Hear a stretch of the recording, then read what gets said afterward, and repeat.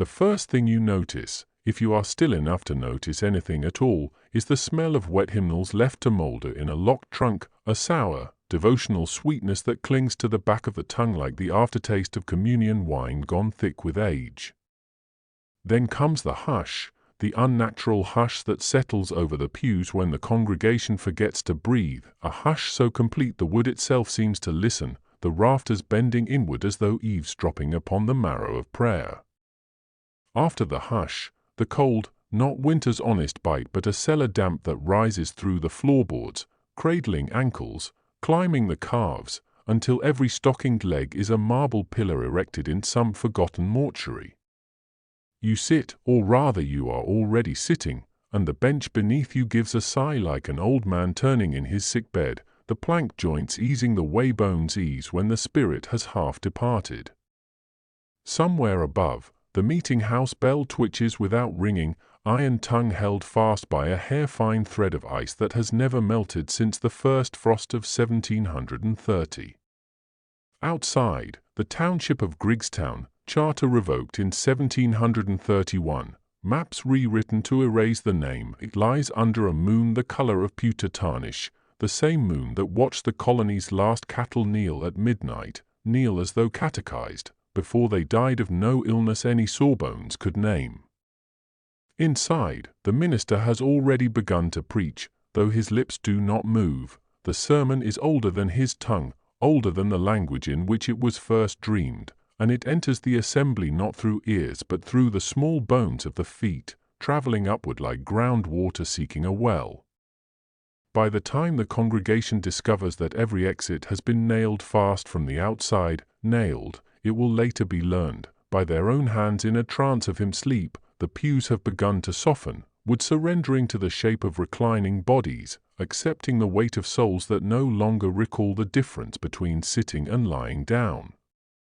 In that dimness, the only motion is the slow collapse of hats, brims folding like wilting petals, felt giving way to gravity as though the heads beneath them have begun to sink into the shoulders, vertebrae settling with the resigned grace of earth shoveled onto a coffin lid.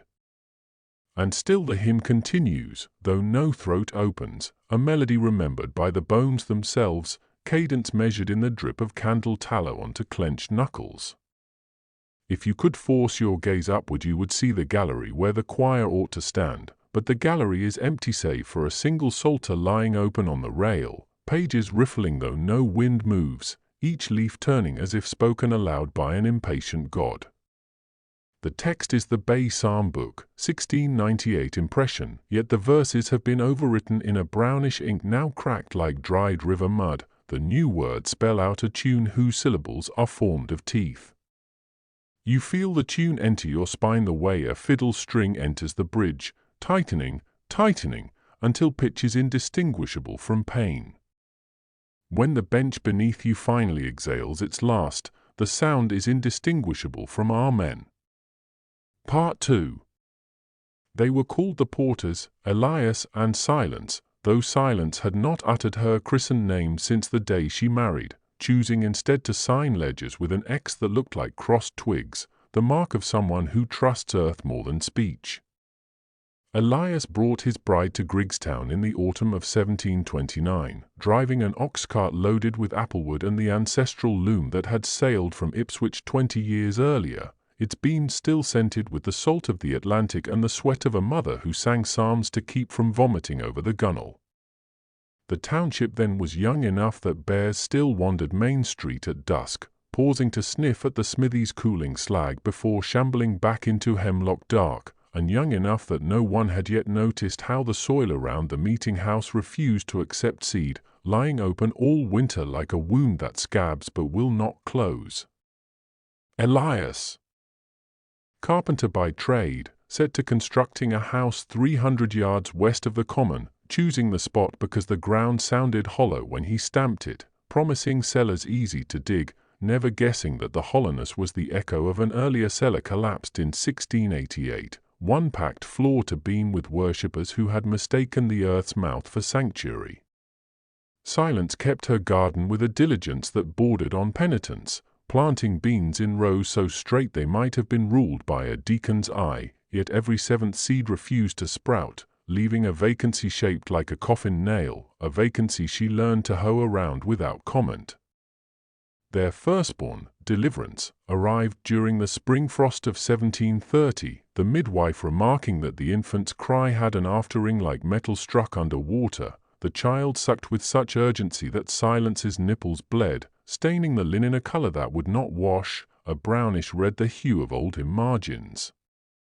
Neighbors brought salt pork and barleycorn, spoke cheerful prophesies of harvest, yet each left with the uneasy sense that they had forgotten to finish a sentence begun on the walk over, a sentence whose final word hovered just behind the teeth like a burr of gristle.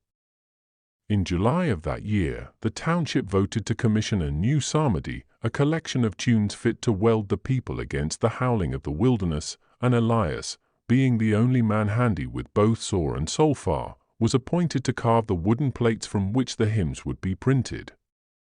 He began the work in the meeting-house attic, where summer heat collected like the wrath of an aggrieved angel, pressing down until boards sweated resin that smelled uncannily of myrrh.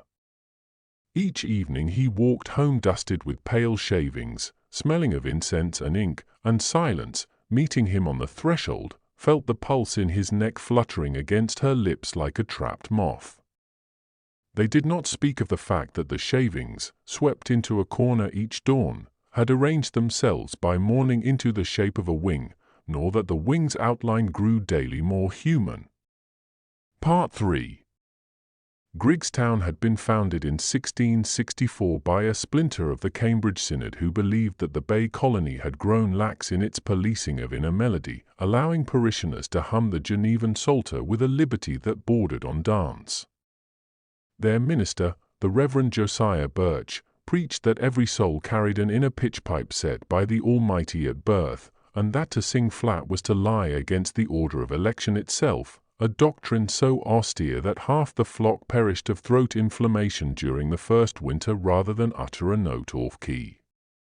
Birch's meeting house was erected on a rise known as Gallows Hill, though no gallows had ever stood there. Locals simply recognized the curvature of the ridge as the same neckbend a body makes when the rope shortens, and indeed the timbers used were those salvaged from a bark wrecked on Ipswich Bar, a vessel whose crew had been found with their ears plugged by wax and tongues removed, as though to ensure they died in the same key.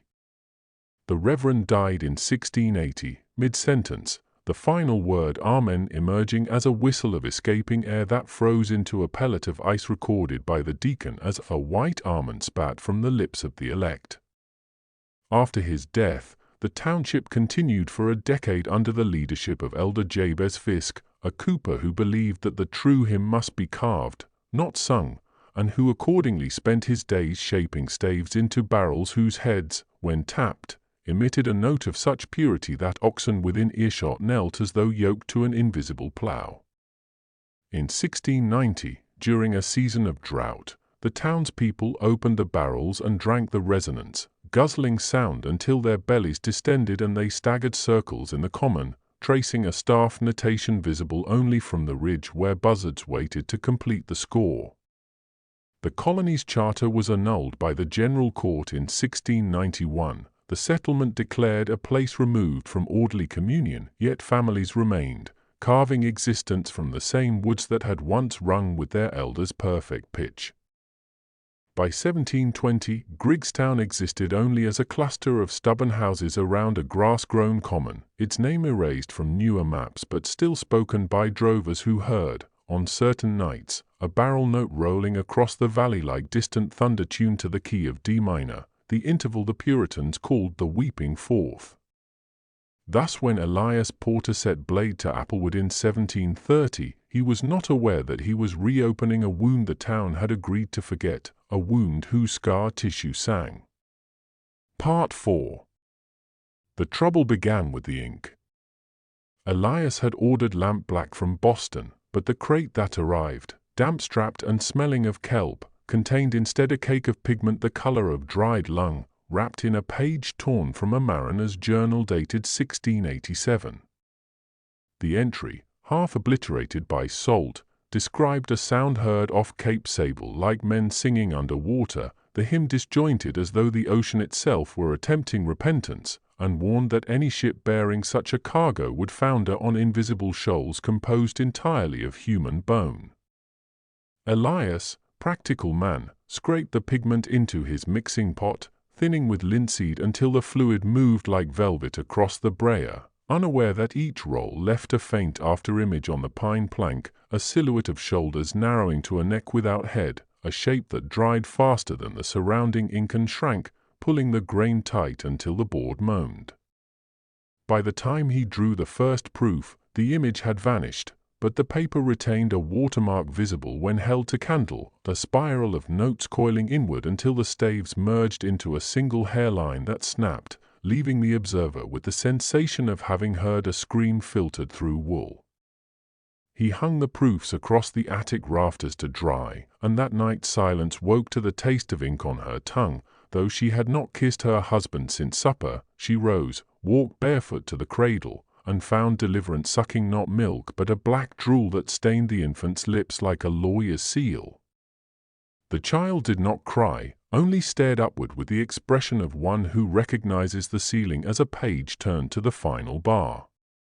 In the morning, Elias trimmed the proofs with his draw knife, stacking them in a crate already addressed to the printer in Boston, yet each time he pressed the lid closed he heard a faint rustle, as though the pages continued printing themselves inside, adding counter-melodies that would be audible only when the book was bound and shut.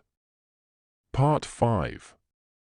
Winter arrived early that year, riding a wind that smelled of struck flint and old blood. The meeting-house attic, unchimneyed, grew too cold for ink to flow. Elias moved his operation into the nave itself, setting the press beneath the sounding board where pulpit thunder once gathered. He worked by lamplight, hours after Sunday worship, and the hymns he carved began to alter under his chisel, phrases shifting like ice flows on an unseen current. The reverend of the neighboring parish, visiting to approve the proofs, remarked that the tune seemed to invert as they progressed, each rising interval answered by a descent that overshot its origin, creating a spiral staircase pitched downward beyond earshot. He laughed nervously, blaming the chill for his tremor, yet that night wrote to the synod recommending the project be abandoned. Letter intercepted before posting by deacons who claimed never to have seen him write it. Snow fell straight as scripture, no drift or curl, piling against the meeting-house doors until egress required a shoulder ram. Inside, Elias inked the plates, each pull of the press followed by a sigh from beneath the floorboards, as though the earth itself exhaled relief at being heard. Silence, bringing her husband supper, noticed that the stacked sheets grew warm to the touch, warmer than the loaf she had baked that morning, and that the warmth pulsed 1-2, 1-2, like the systole of a heart learning to keep time with a metronome set too slow.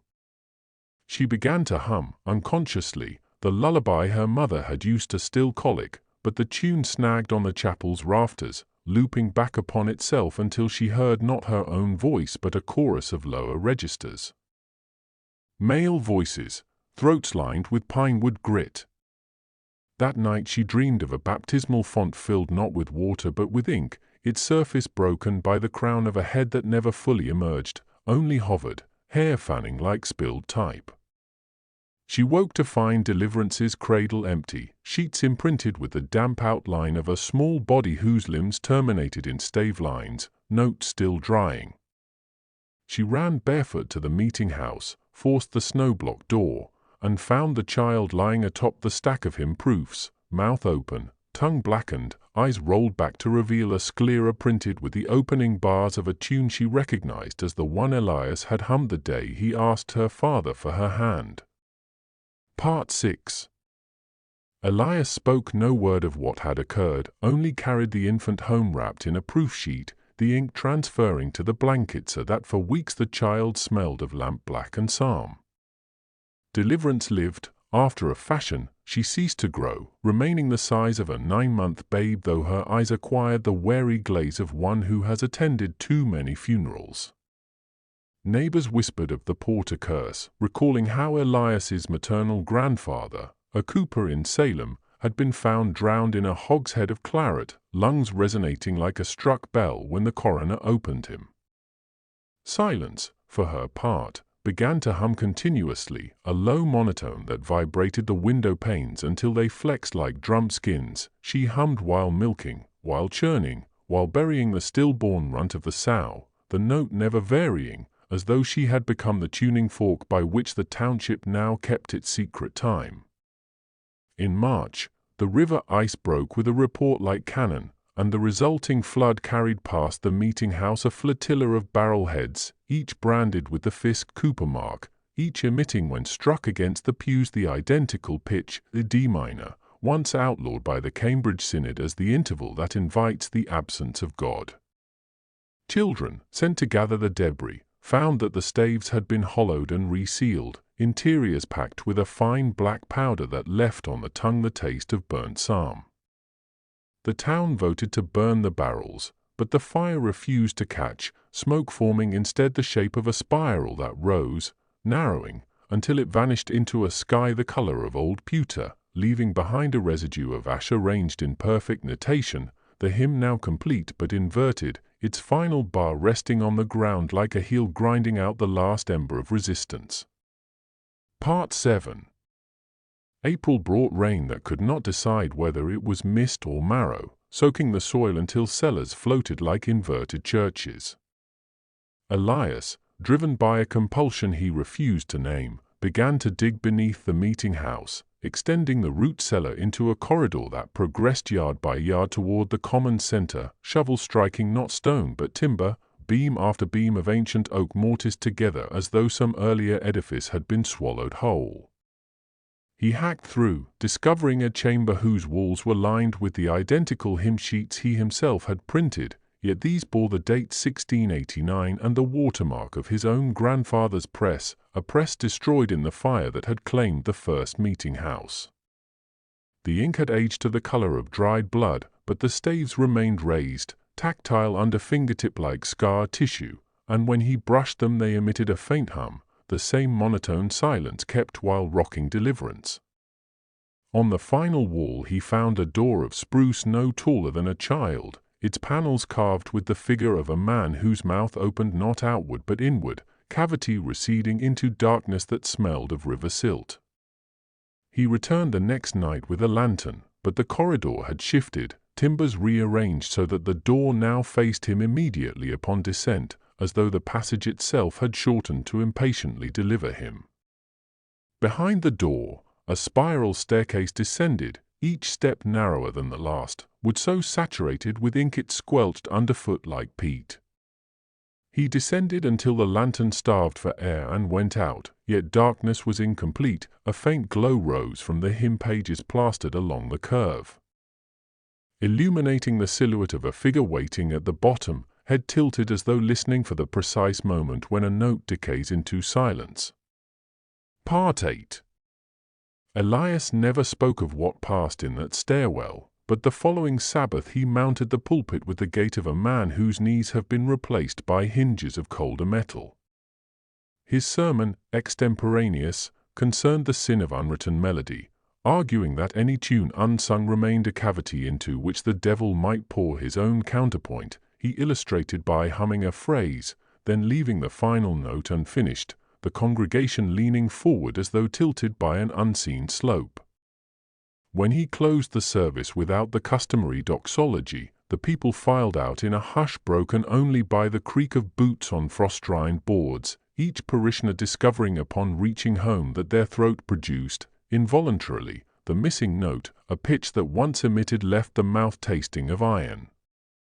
Over the following week, the township began to dream collectively of a hymn whose verses consisted of names of every child who had died since the founding, sung in a tempo so slow that a single stanza lasted the length of the night, dreamers waking with vocal cords swollen as though they had indeed been chanting for hours. Silence Porter, questioned by no one, took to walking the common at dusk, barefoot, her footprints filling with ink drawn up from the soil as though the earth itself perspired the residue of centuries. On the final night of April, she was observed standing motionless while the ink rose to her ankles, then calves, then knees, yet she did not sink. Rather, the ground seemed to rise through her, staining her petticoat until the fabric resembled a page fully written upon, margins curling inward. When Elias came to fetch her, he found only the outline of her feet remaining, solidified into two casts of black glass that chimed when struck, the pitch matching exactly the monotone she had hummed for months. He carried the casts home and set them before the cradle. Deliverance, sightless, turned her face toward the sound and smiled, first expression she had shown since the night of the ink. Part 9. May unfolded like a paper knife sliding beneath the seal of an unopened decade. The hymn book, now complete, lay stacked in the meeting-house vestry, 7 quires sewn with catgut and wrapped in calfskin tan so thin it retained the bristle paws of the animal, each follicle a black dot resembling the period of a sentence concluded too soon.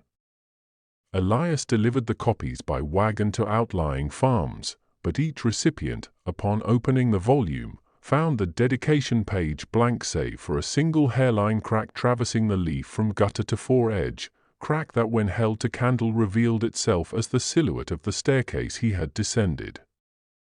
Within days, cracks began to appear in other objects, milk pans split along identical lines, window glass parted as though sliced by a bowstring, even the pewter communion chalice cracked while at prayer, spilling wine that hissed upon the floorboards and etched the staves of the offending hymn into the wood. The township, unnerved, voted to interdict the book, sealing remaining copies in a chest bound with iron hasps, but the chest, stored in the attic, was discovered next morning to have bled a pool of ink through the floorboards, liquid forming the complete notation of the hymn, every part sung simultaneously, a chord cluster so dense it resembled a single black sun. Deacons attempted to burn the chest, yet flames recoiled as though the iron were a mouth that inhaled heat, leaving the wood unscorched but the surrounding air chilled to the point where breath fell in pellets of ice that chimed against the boards like miniature bells. On the final day of May, the river reversed its course for 3 hours, water flowing uphill past the meeting house, carrying with it the identical barrel-heads from March, now bound together by withe into a raft large enough to bear a man.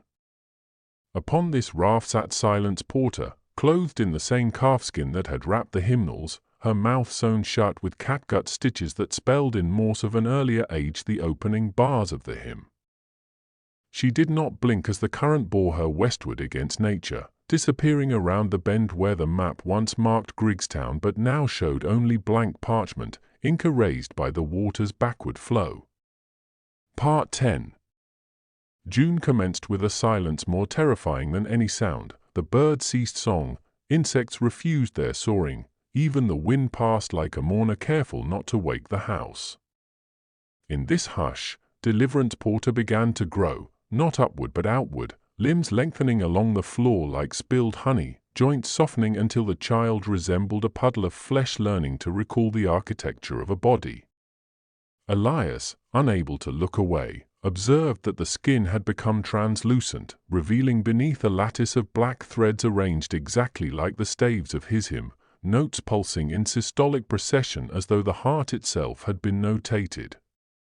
He carried the expanding infant to the meeting house, laid her upon the communion table, and attempted to scrape the ink from beneath the skin with the same chisel he had used to carve the plates. Each stroke produced a tone, a perfect fourth, until the entire nave resonated like a violin belly, rafters humming sympathetic vibrations that loosened the pins of the trusses. The walls responded by leaning inward, inch by inch, as though the building wished to fold itself around the child and smother the melody in a wooden embrace. Neighbors, drawn by the resonance, gathered outside but found the doors grown fast to the jambs, wood swollen not with moisture but with sound itself, seemed singing too high for human ear yet felt in the molars as the ache of ice too suddenly consumed. Through the windows they watched Elias labor, his shadow lengthened by candle to the stature of the First Reverend Birch, arm rising and falling in a cadence indistinguishable from preaching. When the final bar of the hymn had been scraped clean, the child deflated with a sigh that carried the odor of old libraries, pages closed too long upon a truth better left unindexed.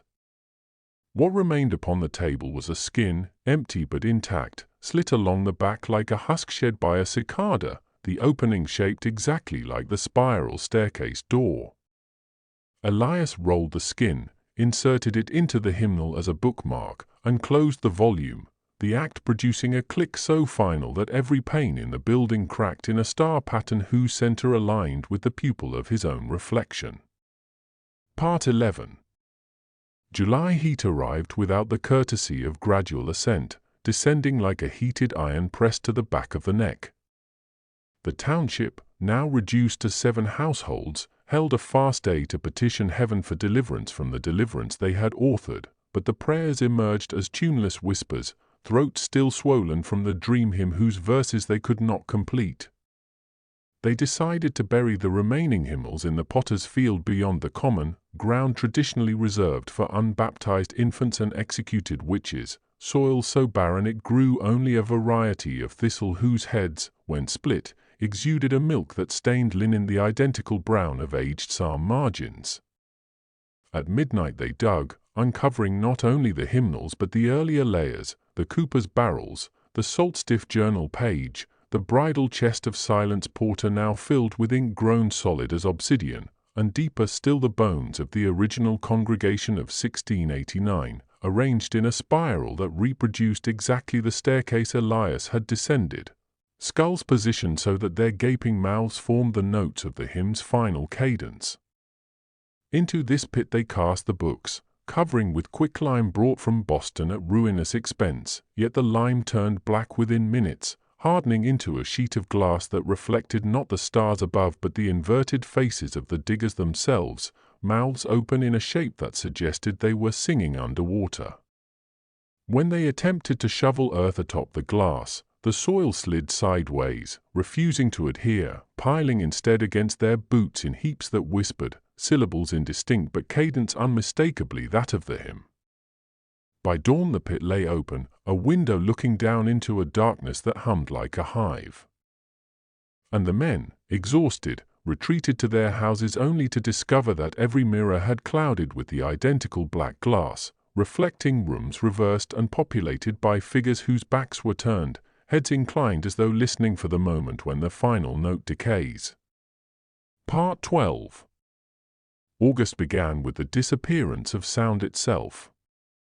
Not silence, which is the absence of noise, but disappearance, noises made and then retracted mid-air, as though the atmosphere inhaled them back into the lung of an earlier century. A farmer, swinging an axe, heard the blade bite wood but never the impact. The stroke completed, the log lay sundered yet the report had been withdrawn, leaving a vacuum that drew blood from his ears. Women churning felt the dash move through cream but the customary thud was recalled, butter forming in a hush so absolute they tasted the motion rather than heard it.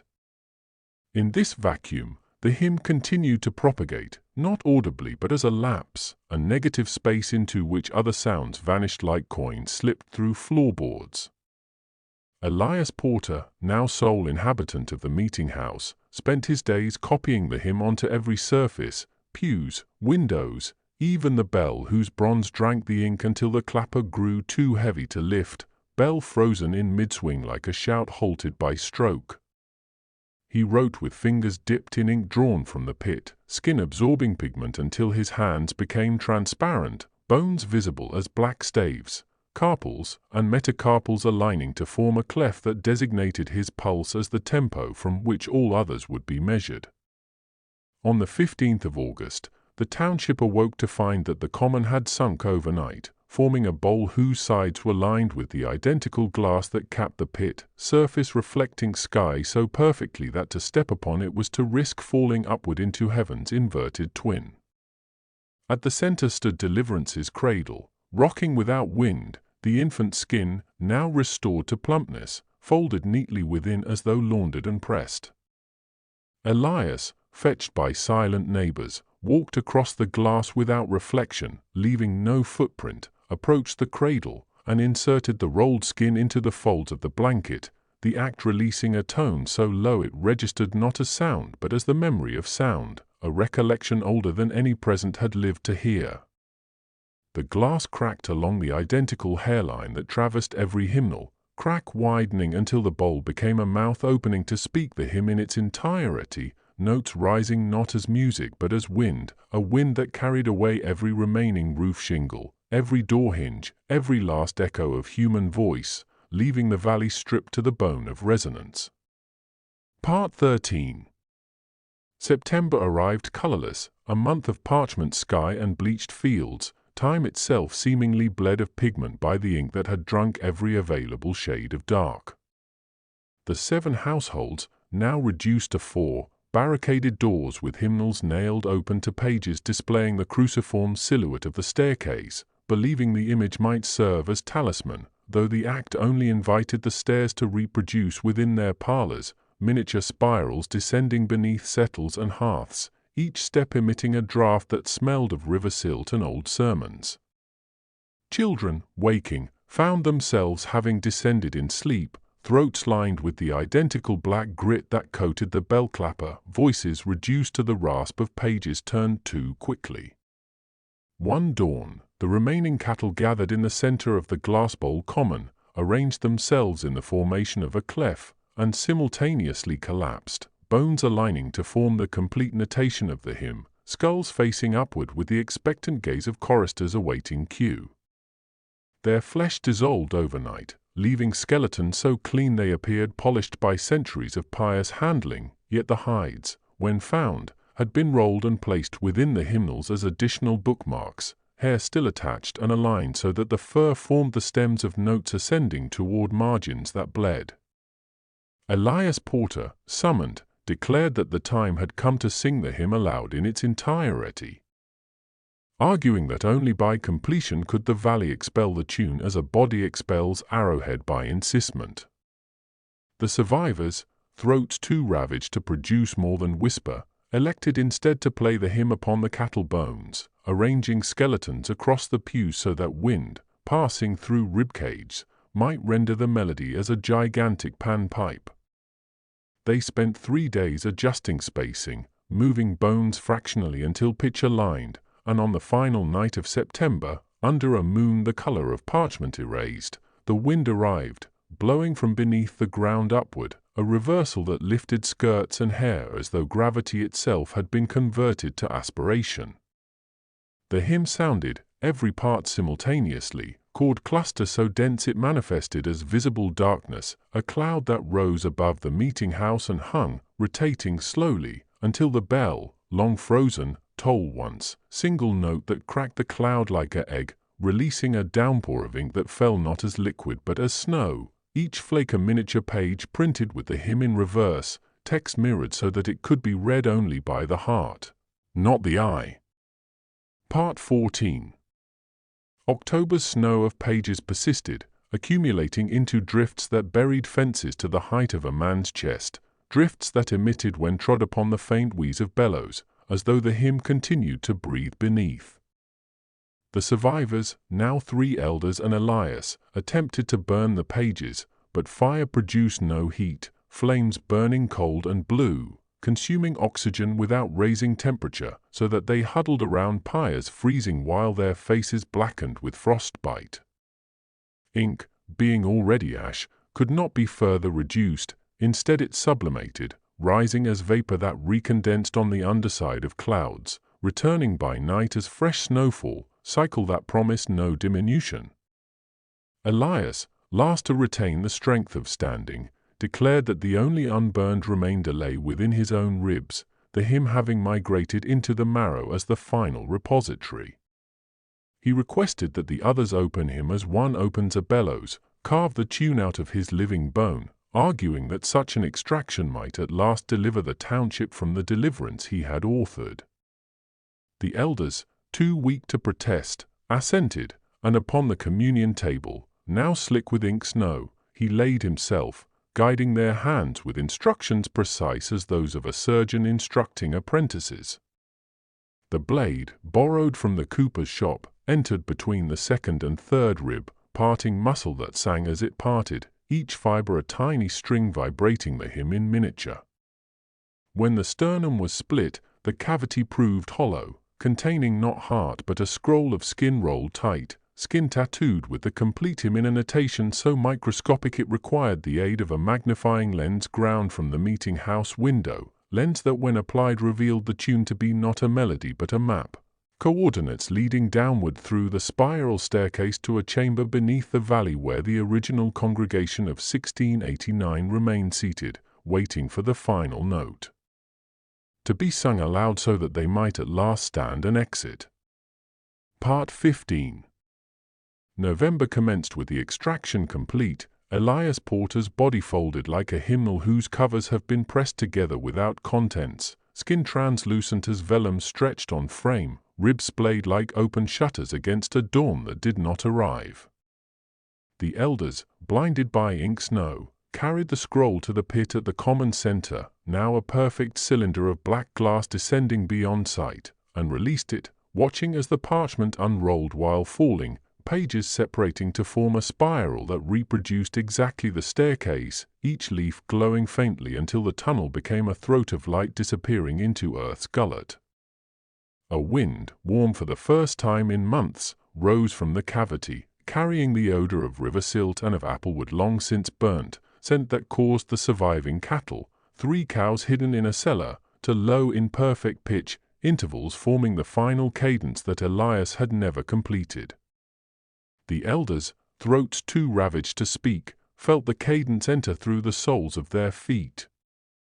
traveling upward until their jaws, unbidden, opened to release the note that had been missing, a tone neither major nor minor but the interval between, the sound of a hinge turning upon itself.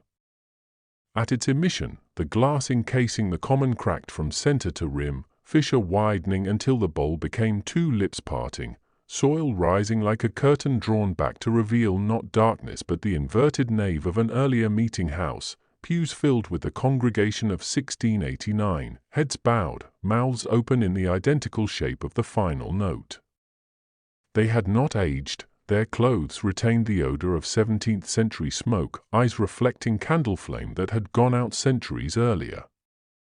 One by one they rose, ascending not upward but inward, walking the spiral of pages that still rotated slowly in the air, each footstep producing a syllable of the hymn until the entire tune was sung not aloud but in the negative space of sound, a vacuum that drew into itself every last echo of the valley.